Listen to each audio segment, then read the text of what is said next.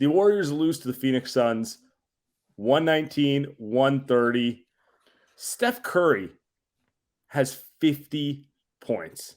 Not just 50 points, 50 super efficient points. 17 for 28 from the field. I don't even remember him missing a shot. Like, apparently he missed 11 shots. I can remember maybe one.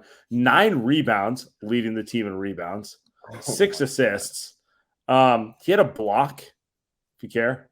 And they got thoroughly dominated, not just overall in the game, but even in his minutes. And I don't know if this is the worst loss of the season. Because I think when you give away games you should have, like in Orlando and Charlotte, that's worse. Like, you just don't give stuff away. But probably the most frustrating loss of the season, all things considered, for me. You hit it on the head. I think we should put that tagline for the show. This was the most frustrating loss of the season. You're 6-8. You're 6-8. You've got the Knicks on Friday, and then you've got Houston after that. It's a perfect setup. You just beat down the Spurs. You feel pretty good about yourself. It's a good spot for you to get back above 500, right? And feel like you can get your first road win. They're going to get a road win here at some point. They're probably going to win in Houston, but it's like you're beating. Then not going 0-4. I mean, they look like they're going to go 0-41 on the road. Yeah, but I'm just saying, like, you're going to get a team that, the Suns we think is fraudulent, but they're a good basketball team, and the Warriors were favored tonight, albeit by 2 points, but it's a good win. It would have been a very good road win. I think if the Warriors win this game, you feel good about the Warriors' chances, and boom, they didn't have a chance tonight, Sam. That's the most frustrating part. Not at any point in tonight's game did I freaking thought they were going to win. Not at any point. And that's the most frustrating part. We've seen this game a million times. They don't defend, and this is what happens. The worst part of it is, like you just said, Steph at 50. I want to talk about Steph because what he's doing is historic at any age, but doing it at 34, he's going to be 35 in, let's say 4 months. It's unheard of, but all I can focus on is just how terrible the team overall is playing. And for me, it's really about the defense and the rebounding. And I think they go hand in hand, but tonight was a perfect example. They just look small on the wings. They look small and kind of dumb on the wings in general. Like, we know Wiggins is one of the better two-way players in the league, and he had a so-so game. I think he got a foul call against him that was poor officiating, and it kind of took him out of the game for part of it. But in general, I have zero complaints about Wiggins' play all season, defensively and rebounding. But it's really just him for me. Clay, we'll get to Clay later. Another subpar game.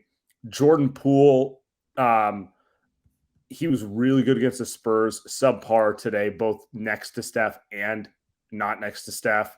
Dante had a nice run at the end there, but in general, poor wing depth, and they just can't.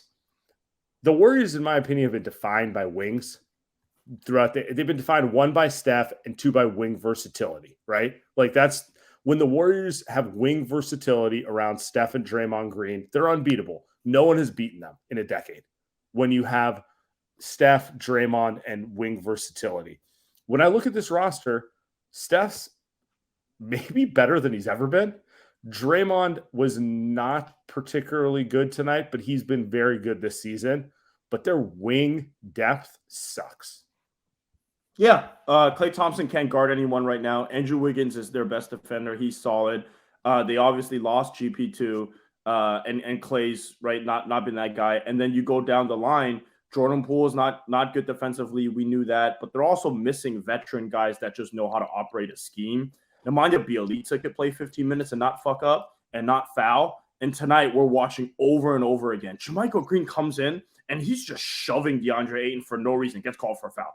And I know I'm kind of just bringing him up. He's not the only guy. It goes up and down the roster. But you just that is someone you were counting on to be just smart. Like, give me 15 smart minutes. Yep. And that's one guy. And then they're relying on Anthony Lamb, who is good. We're surprised.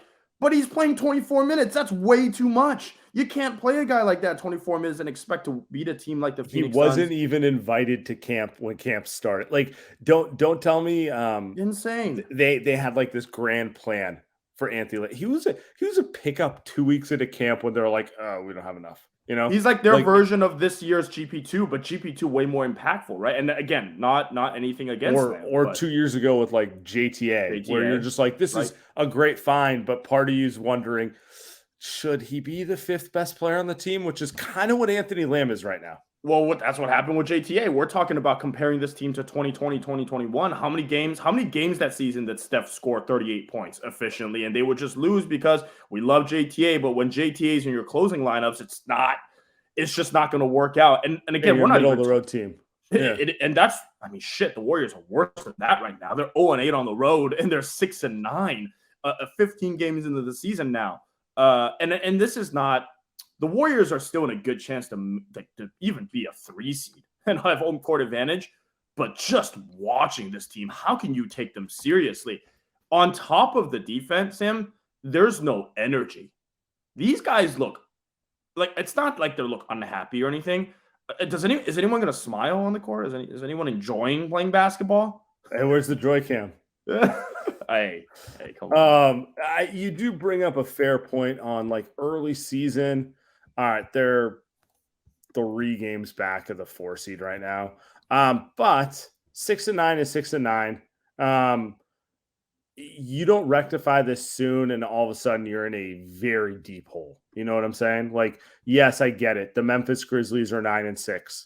All things considered, that's the Charlotte and Orlando game, and all of a sudden things feel different. And Draymond actually said that pregame, but forget all of that. Like, we all have eyes. We all see it right now. Ooh. All right.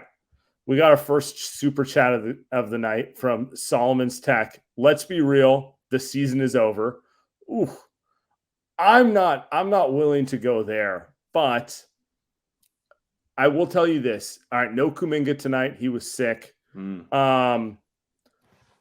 Wiseman's in the G League. I don't really think that matters. But I'm watching this team and I'm like, they really do need one more veteran minimum for this rotation to make more sense right now. And on top of that, they also need like guys like Clay to start playing a lot better. So, and I don't know how long they can. I don't know how long they can tread water like this if those things don't happen. That's the 2 big ones. Is the season's not over, but they can't win like this. They need to make a trade. And then on top of that, Clay and Jordan Poole have to. Jordan Poole tonight 0 for 5, 27 minutes. I don't care if you're coming off the bench.